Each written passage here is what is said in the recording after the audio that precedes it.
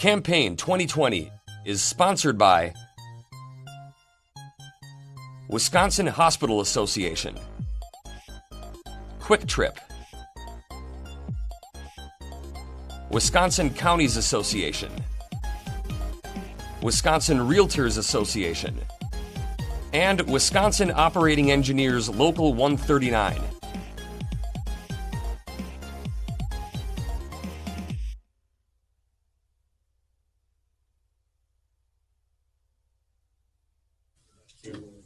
Drew Kirseatter of Green Bay is a Republican candidate in the 90th Assembly District.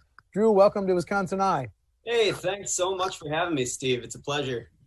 I just wondered, what do you consider your top campaign issue?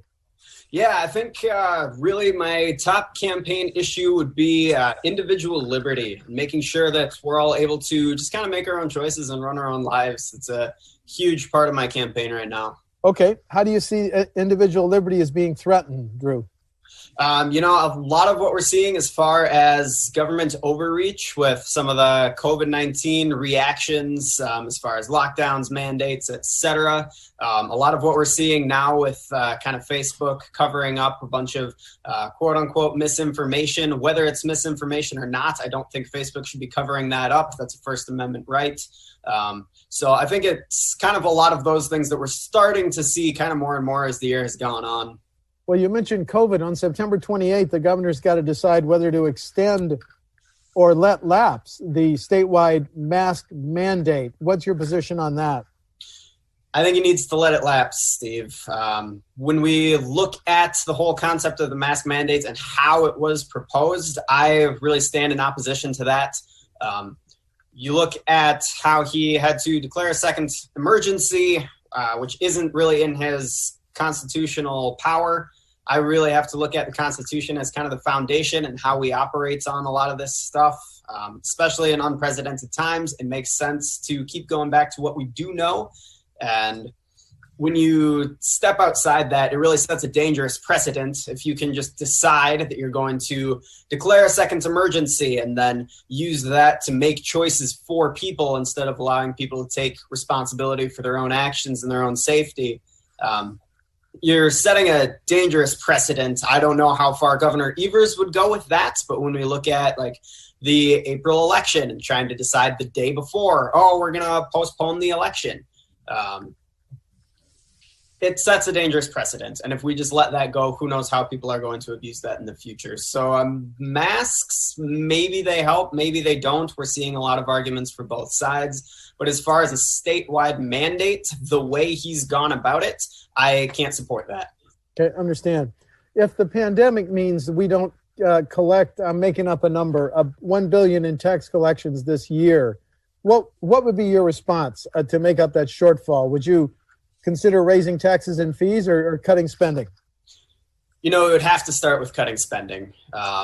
We are all in a really tight economic situation here. You can imagine if the whole state is suffering, imagine how individual families are trying to get through this. Taking more out of their pockets to serve our agendas is not going to work. Ultimately, we're here to serve them. If it came to it, we could maybe look at some different options. I don't want to say flat out, like we would never raise taxes under any circumstances. Maybe there would be a time and a place for that. But I think we definitely need to start with cutting spending and making that our priority. Hospitals have been on the front line of treating COVID-19 patients nationally in Wisconsin, of course. If you're voting on the next state budget, should hospitals be an even greater priority than they might be in the current budget? Maybe. And I think if they are, that says a pretty sad thing about how a lot of this was handled, especially kind of early on. The main reason hospitals are struggling is because they had to put a lot of their quote unquote non-essential services on hold, whether that's operational surgeries or other things of that nature. We got to a point where hospitals were struggling so much financially that they were laying people off due to these shutdowns. So I think if we do need to increase the priority of hospitals after all of this, it's a pretty sad testament to how all of this went. I think it's definitely to be considered. I think they have done a fantastic job through all of this, and we really need to be supporting our healthcare workers through everything we're going through. So if that means a harder look on the state side, that should definitely be on the table. There are bills in the legislature that would say if an organization adopts COVID protocols to protect its patients, customers, or employees, they could not face a COVID lawsuit. Could you vote for that? Absolutely. I think the fact that after everything they've been going through, and like we talked about a little bit before, everybody's under a tight financial crunch right now. I think it really has to come down to our safety as our personal responsibility. So if businesses are doing their very best, they certainly don't need to be throwing money at litigation and lawsuits and things of that nature. Ultimately, if a customer doesn't feel safe entering a business, or they're going to have that attitude of, well, it's that business's fault that I got this disease, then maybe it's time to stay home or shop somewhere else. The debate over policing reform has played out nationally and even in Kenosha over the last 3-4 months. The governor's got 9 bills. Republican Senator Weingart has 8 bills. The speaker's forming a task force. Is there any specific policing reform that you think should become law?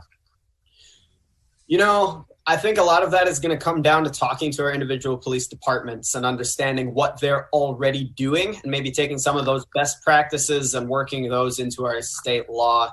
I don't think a blanket statement across the entire state right now is going to fix a lot of the issues we're seeing. I think a lot of that is individual police and community relations.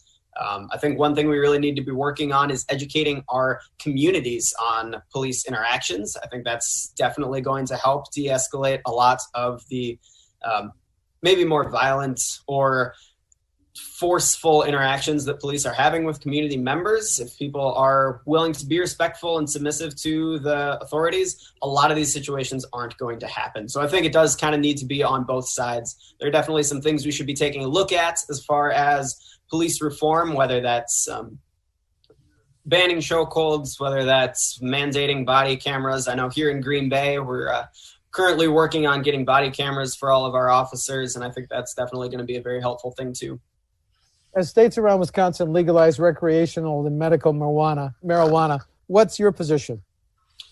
You know, I am open to medical marijuana. I think it has definitely been shown to be helpful, and if it's heavily regulated, that can definitely be beneficial to a lot of people. On the recreational side, it's a conversation I'd be open to, but my natural predisposition is to say that's not something we need. Just because it's maybe better than alcohol or some of these other arguments, that doesn't necessarily mean it's a good thing. But my mind can definitely be changed on that one, and I don't want to say that I would never consider it. The debate in the Capitol over who should draw the next congressional and legislative district lines. The governor wants a People's Maps Commission to do it, then forward it to the legislature. The Constitution says the party in control draws the maps. Who's right? You know, my gut instinct is always to go with the Constitution. Right now, I think the system that we have allows for direct representation. If you elect an official who's going to then fight for you in that committee, we're going to make sure that those maps are fair. Personally, I've got a vested interest in making the maps a little more fair this time around. If I get elected as a Republican, I'd be in the majority party that's rewriting those districts. And the 90th district where I'm running is definitely leaning a little bit the other way, and a lot of the districts around us are definitely leaning right. So it'd make my re-election efforts a lot easier. So I've definitely got a vested interest in making this area a little more fair as far as that goes. Wisconsin is a high property tax state, which means schools and local governments have been living with caps and limits on property taxes for more than 20 years. Do you think those caps and limits should continue to control property taxes on homes? I don't want to say we would never get rid of those, but like we were talking about a little bit before, people are already having a hard time with this pandemic, and I don't think raising their taxes is going to be beneficial. I know counties are definitely struggling with this too, and maybe it's time to look at a couple of different options, but like you just mentioned, Wisconsin is a high property tax state, one of the highest in our region for sure. So I believe that the limits should stay in place for the time being. But pursuing what you just said, is it time to give like cities, villages, and towns new revenue options? Perhaps if they pass a referendum, letting them add a 50-cent sales tax just in their communities. Do local governments need new revenue options? I think it's time to be looking for those revenue options. I don't know if a sales tax is necessarily going to be the best plan moving forward, but I think we do need to start getting creative and finding some ways to definitely bring in help for local communities. Governor Evers last year recommended raising our gas tax, which is now 30.9 cents per gallon. It didn't pass, but you got to have good roads for people to come up and see the Packers whenever they play in person again. Would you consider raising the gas tax? I would consider it, maybe not as much as Governor Evers would recommend. Like I was talking about, I definitely stand in opposition to raising taxes the vast majority of the time, but we do have to recognize that vehicles are getting more fuel efficient. So people are buying less gas. This is going to hurt some of our gas stations as far as their profits, not by a lot, but it'll add up definitely over time.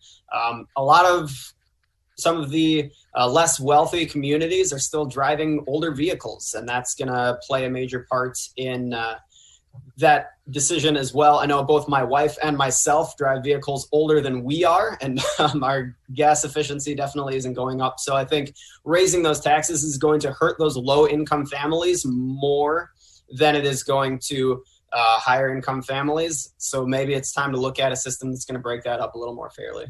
When a school district or a local government plans a major public works project, should they have to give a preference to Wisconsin businesses? You know, I think Wisconsin businesses do fantastic work, and I definitely want to support them as much as possible. I don't know if the right thing is to require businesses to give preference to Wisconsin businesses, largely just because that's going to very artificially drive up the price. And the people that are paying for these services still have to consider the costs as well. If you can get it done more effectively somewhere else and factor in travel, maybe that's still going to be the best way to go. Drew, when young people like you in the 90th district look at you and say, why should I vote? How do you answer them? I answer because what it comes down to this election cycle is your personal choice that's on the line. Whether that's choosing your circumstances as far as educating your kids and finding a place for them to go that's going to line up with your values and your schedules and what's really important to you in that. As far as your workplace, finding a place that's going to fit your individual needs. Really what it comes down to is I want to stand up for your decisions. I want to stand up for your right to choose what happens in your life and how that affects you going forward. I think on the other side of this, we're seeing a lot of people who are really pushing for sunsetting our school choice program, which is definitely going to impact a lot of people. I've been out talking to voters, and that's really important to a lot of them. We're looking at safety in our communities, and we see people who are wanting to defund the police. I stand in opposition to any sort of defunding of the police. I think that's really a heart of what makes our communities safe and what makes them thrive is having those good relations. So I think peace, opportunity, and equality are really the things that I stand for, and that always has to start with our local communities. You're running for what is now an open seat. You want to highlight differences between you and your opponent on November 3? Yeah, I think one of the biggest differences that I've been noticing so far in our campaign is that Christina Shelton, my opponent on the other side, is putting on all of her yard signs, a lot of her literature, Democrat for Assembly. And I think that really sums up what she stands for. We've been seeing her receiving massive contributions from the Democratic Party, both to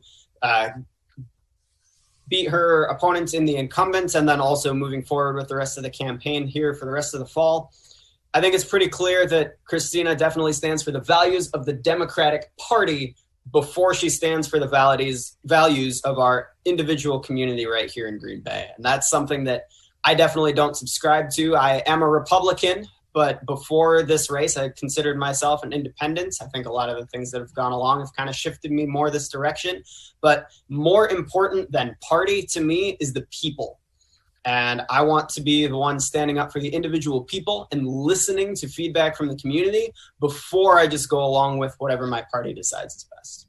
Thank you. Drew Kirseatter of Green Bay is a Republican running in the 90th Assembly District. The election is November 3. Drew, thank you for talking to WisconsinEye. Thanks so much for having me, Steve. Stay safe. Thank you. Campaign 2020 is sponsored by